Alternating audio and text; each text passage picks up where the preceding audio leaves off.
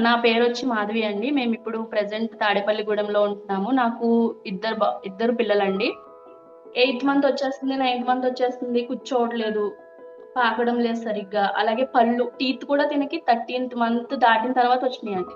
So, ప్రాపర్‌గా check చేసి వాళ్ళు చెప్పింది ఏంటంటే నన్ను లోపలికి పిలిచి ఆహ్, పాపకి హార్ట్‌లో హోల్ ఉందేమో అని డౌట్‌గా ఉందమ్మా.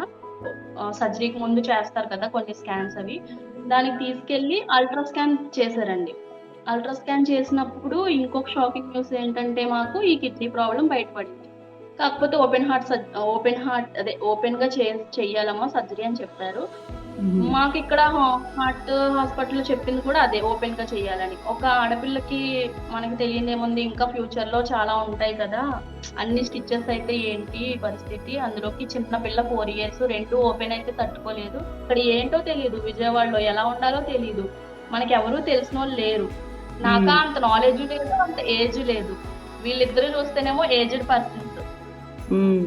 అసలేం చేయాలో ఒక పాయింట్‌లో అయితే ఎందుకా ఈ లైఫ్ అని కూడా అనిపిచ్చింది నాకు. తను నిజంగా మా లైఫ్‌లో ఎంత మిరాకిల్ బేబీ అంటే, నేనిప్పటికి చాలా గాడ్ గిఫ్ట్ అనే అనుకుంటానండి నా పాపని నేను. హ్మ్. ఫస్ట్ డే ఒక్కరోజే బెడ్ మీదుంది. సెకండ్ డే ఆఫ్టర్‌నూన్ నుంచి తను లేచి నడవడం స్టార్ట్ చేసింది. హ్మ్. తర్వాత 10 మంత్స్‌కి మేము ఓపెన్ హార్ట్ సర్జరీకయితే వెళ్ళాము పాపకి. నాకైతే అసల మైండ్ బ్లాక్ అయిపోయింది. ఏంటి ప్రతీదీ ఇలాగే జరుగుతుంది. ముందుకొక స్టెప్ ఏద్దాం అనుకుంటే 10 అడుగులు వెనక్కొచ్చేస్తున్నాము. ఎవరేమనుకున్నా సరే నా కూతుర్ని ప్రతి దానికి తీసుకెళ్ళాలి.